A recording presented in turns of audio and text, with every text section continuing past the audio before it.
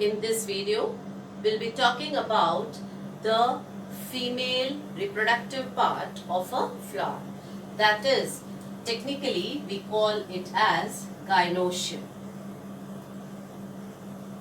So gynoecium is the part, or it's the combined all the parts that consists of the female reproductive part, and this gynoecium consists of the female gametophyte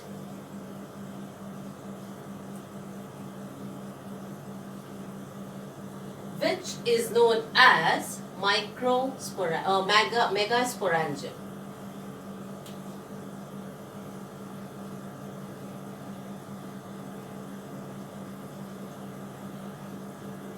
When we talk of the reproductive parts of a flower, there are three distinct parts, and together we call them as carpels, or we call it as pistil. Both the term mean the same. We are calling it for the gynoecium or the female reproductive part. The typical carpel or the pistil structure of a flower consists of the upper portion, which is known as the stigma. It is the portion where the pollen grains land, and it is followed by a narrow tubular structure which is quite delicate, and this is known as the style. The style or this tube-like structure leads to a basal swollen portion, and this swollen portion is known as the ovary. The ovary rests on the structure of the flower that is known as the thalamus. So this ovary is residing on thalamus or the receptacle. This also consists of various other floral parts such as the petals and sepals, etc. So the typical gynoecium or the female reproductive part consists of the stigma, the style, and the ovary. Now, depending upon a plant is having single carpel or many carpel. If there is single carpel, it is known as monocarpellary, and if it is having many carpels, then it is known as multicarpellary. The ovary is said to be multiple carpellary. This multiple carpellary or multicarpellary, that is having many carpels, the condition can be of two types.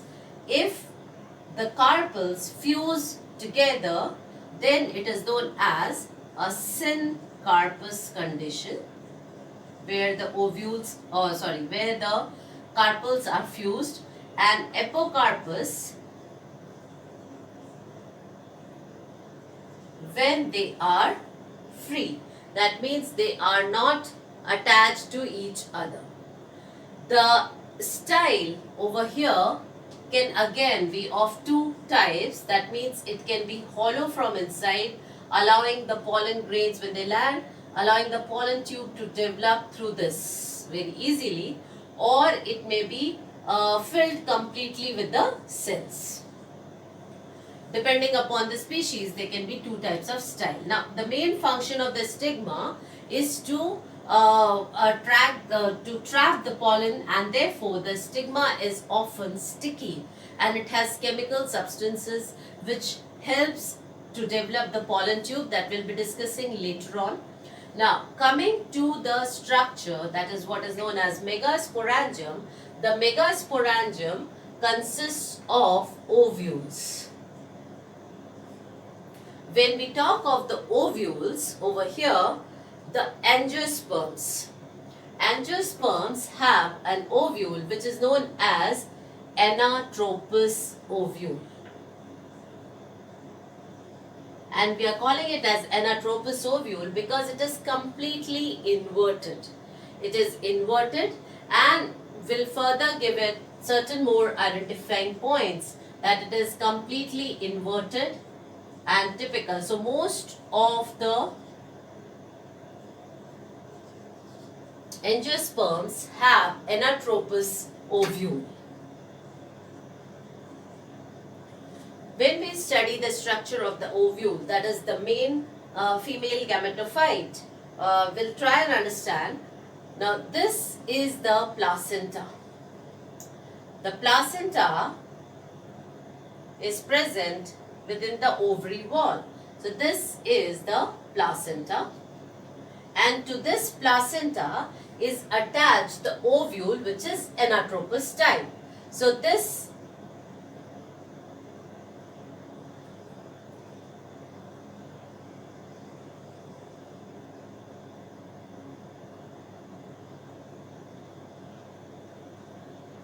is the anatropous ovule which we'll be studying, and here you can see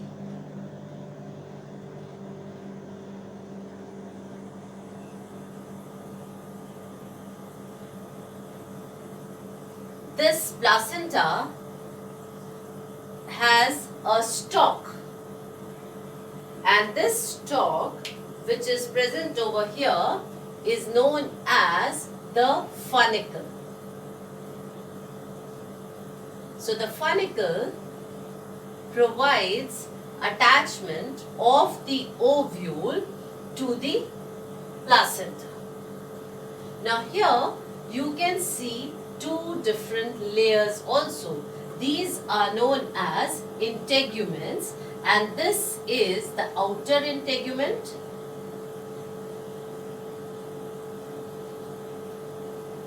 and this is the inner integument. The integuments provide protection to the embryo, which we'll be seeing over here. Now inside this is the embryo sac.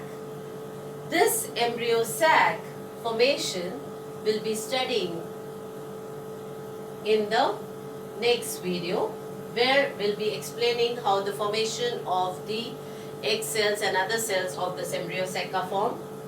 Also, you can notice over here there is an opening. The site where there is an opening, it is known as micropyle end. Micropyle end, and the other side is known as the chaliceal end. So this side is the chaliceal end.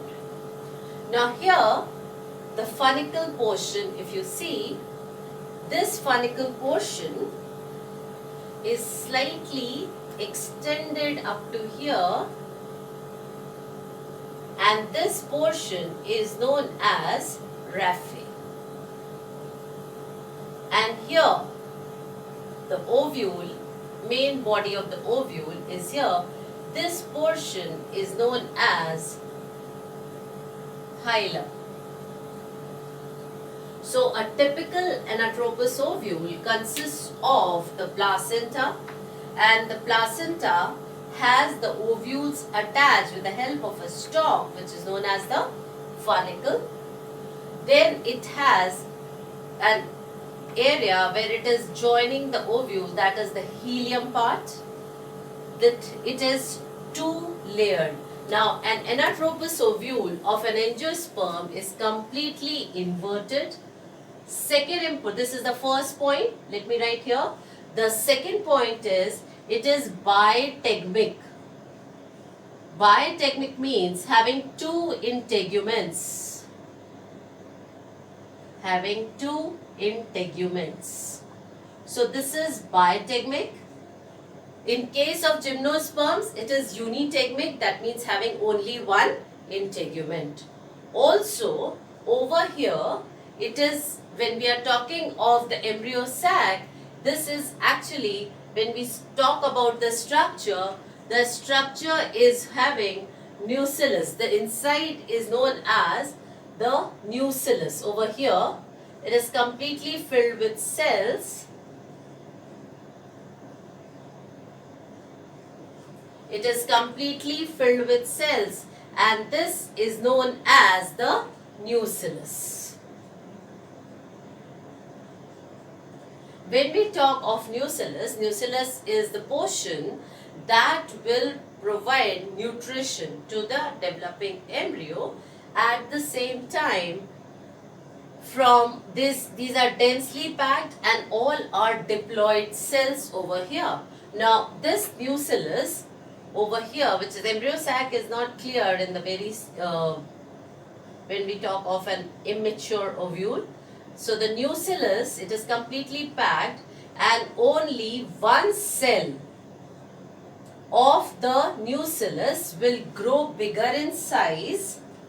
Only one cell of the nucellus will grow bigger in size, and that also towards the micropylar end. So one cell towards the micropylar end will grow bigger in size and will later develop as a female gametophyte. So the nucellus is densely packed over here, and when we see to the structure, it is having two layers, that is biteguments, that is having two integuments, and these two integuments will provide nutrition to the developing embryo.